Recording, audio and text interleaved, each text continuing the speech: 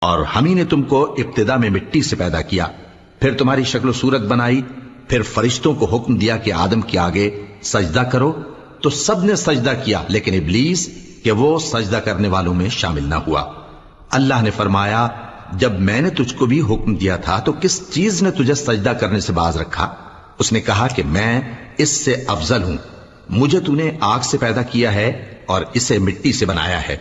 فرمایا تو بہشت سے اتر جا، تجھے شایع نہیں کہ یہاں تکبر کرے، پس نکل جا کہ تو ذلیل لوگوں میں سے ہے۔ اس نے کہا کہ مجھے اس دن تک مہلت عطا فرما جس دن لوگ قبروں سے اٹھائے جائیں گے۔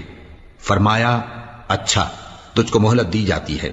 بولا کہ مجھے تو نے گمراہ کیا ہی ہے، میں بھی تیرے سیدھے رستے پر ان کو گمراہ کرنے کے لیے بیٹھوں گا، پھر ان کے آگے سے اور پیچھے سے اور دائیں سے اور بائیں سے غرض ہر طرف سے آؤں گا اور تو ان